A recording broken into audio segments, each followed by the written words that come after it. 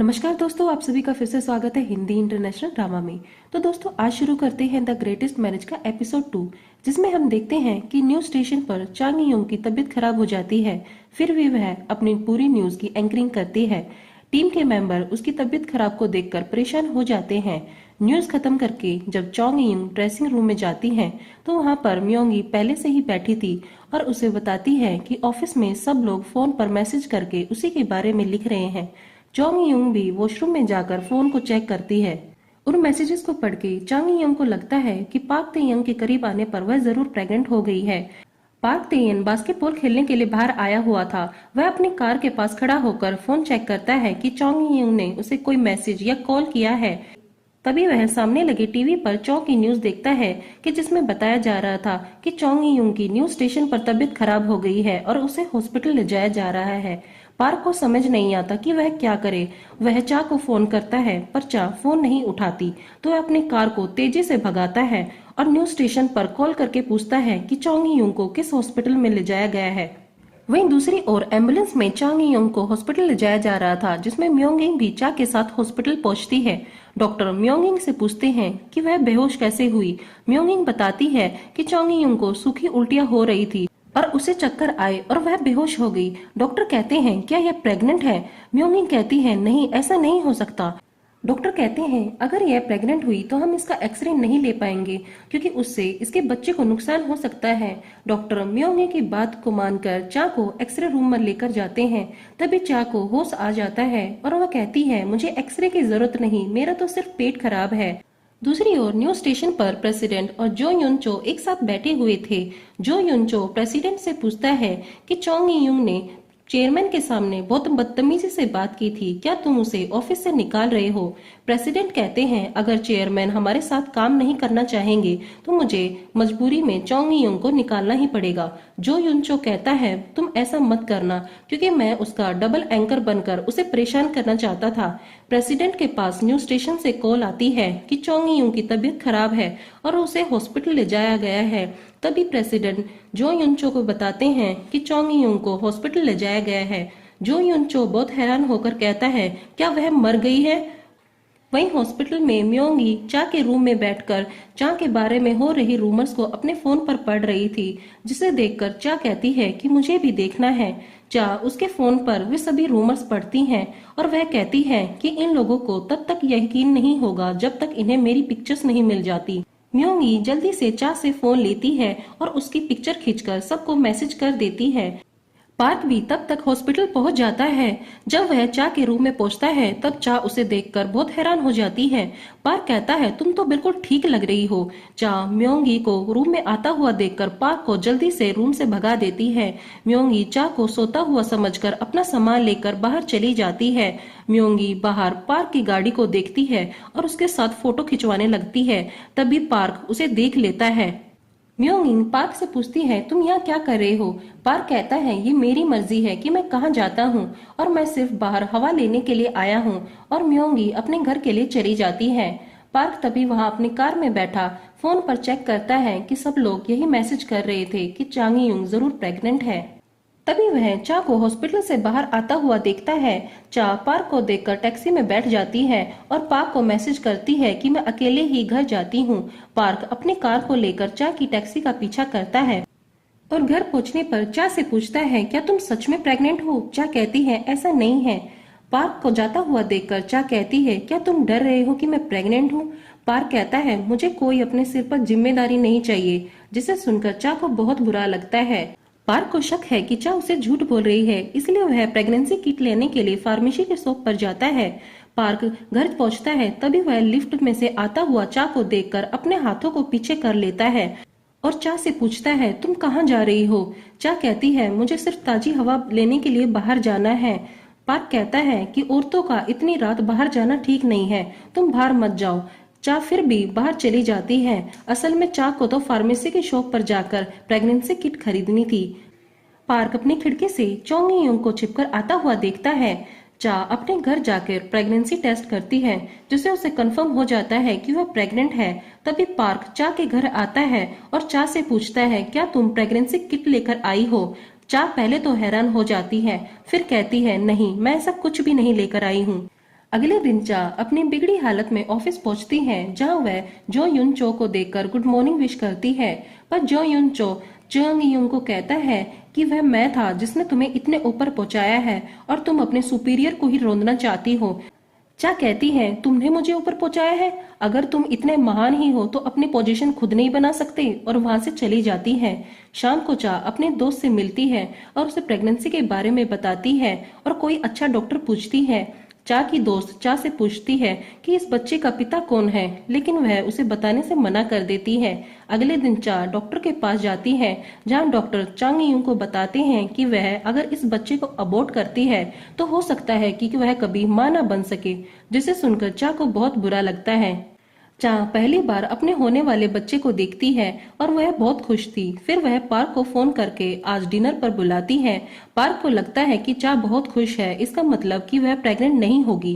Park शाम को अपने दोस्त के रेस्टोरेंट में जाता है और रात के लिए पूरे रेस्टोरेंट को बुक कर लेता है और चा के लिए खुद ही खाना बनाता है। तभी पार्क का दोस्त वहां आता है और उसे बताता है कि म्योंगी यहाँ पर कुकिंग क्लासेस लेना चाहती है, तुम आज उसे क्लासेस दे सकते हो।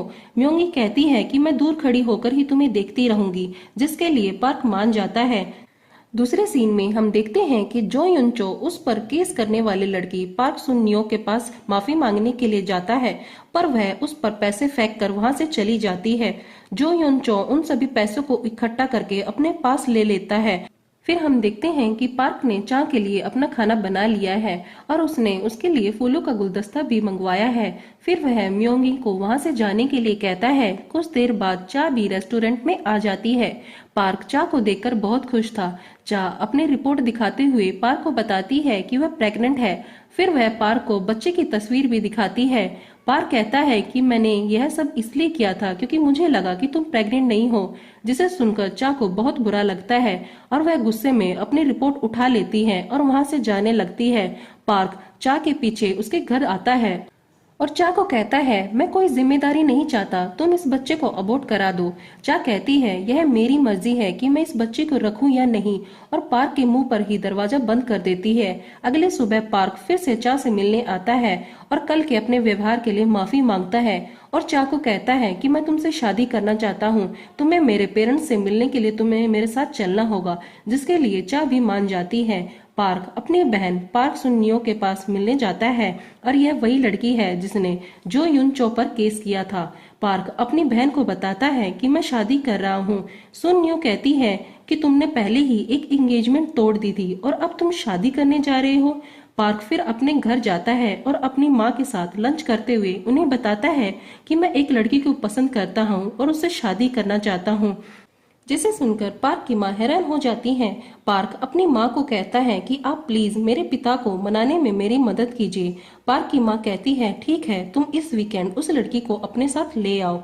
वहीं पार्क सुन्नियो एक एजेंसी से एक नकली हस्बैंड को हायर करती है। वह उसे उसी पार्टी पर लेकर जाती है जहाँ पर जो युनचो भी था। फिर पार्क सुन्नियो अपने नकली हस्बैंड को जो युनचो को परेशान करने के लिए कहती है। वह नकली हस्बैंड जो युनचो को धक्का मारकर गिरा देता है और पार्क सुन्नियो हंसते हुए आगे बढ़ जाती है। जो युनचो समझ जाता है कि वह ये सब बदला लेने के लिए कर रही है। वहीं चांग यूंग पार्क तेयुन के पेरेंट्स से मिलने के लिए तैयार हो रही थी। जब वह पार्क के घर पहुंचती है तो उसे देखकर पार्क कहता है क्या तुम यही ड्रेस पहनकर तुम मेरे पेरेंट्स से मिलने जाओगी? चा कहती हैं हाँ, मुझे यह पसंद है और मुझे नहीं लगता कि तुम अच्छे पिता या पति बन पाओगे। मैं अभी कुछ डिसाइड नहीं कर पा रही हूँ। पार्क कहता है चलो पहले तुम मेरे पेरेंट्स से मिल लो। फिर वह इंतजार कर रहा होता है और चा फिर से अपने घर जाकर मिनी स्कर्ट पहन आती है। पार्क चा को अपने साथ एक शॉप पर लेकर जाता है जहां पर वह अपनी जानकार आंटी से मिलता है और उन्हें बताता है कि मैं इस लड़की से शादी करना चाहता हूं, आप इसे मेरे घर पर पहनने के लिए कुछ ड्रेसेस दें।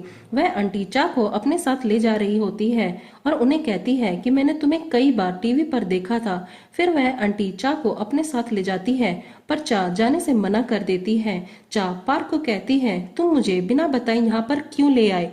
पार्क कहता है तुम्हें नहीं पता कि मेरे पेरेंट्स किस तरह की ड्रेस पसंद करते हैं।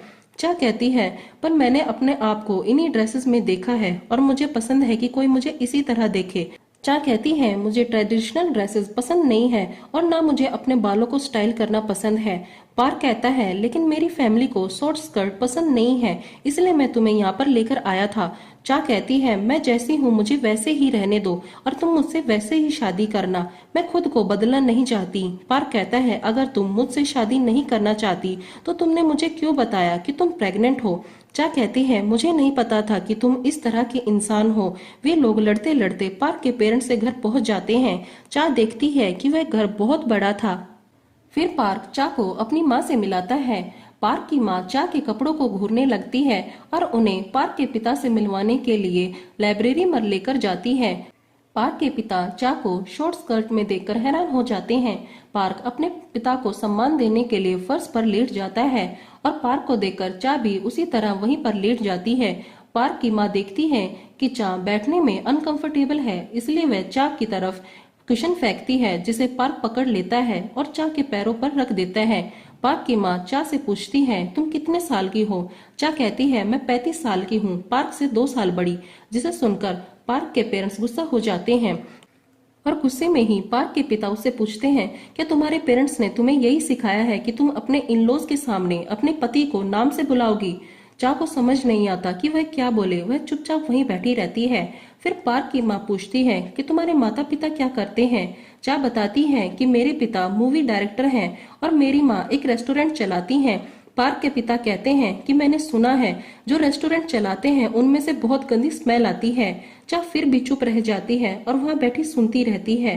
पार्क के पिता चा को कहते हैं अगर तुम्हें हमारे परिवार का हिस्सा बनना है तो तुम्हें एंकरिंग छोड़ के घर पर ही बैठना होगा।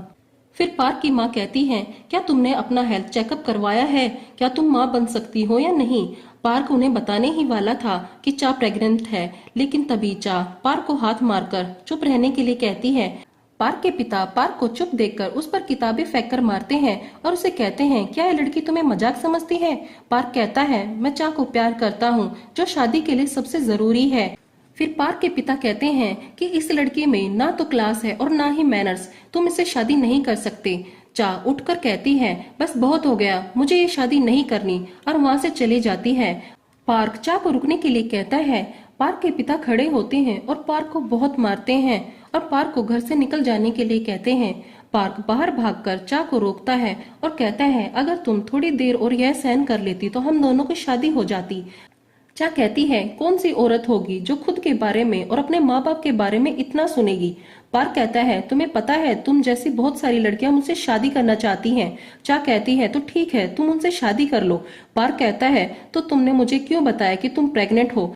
चा कहती है मैं समझ गई हूँ कि तुम अपने पिता की तरह ही हो और पार्क को सब खत्म करने को कहती है। वह पार्क को कहती है मुझे कोई हस्बैंड नहीं चाहिए था, मुझे सिर्फ माँ बनना था।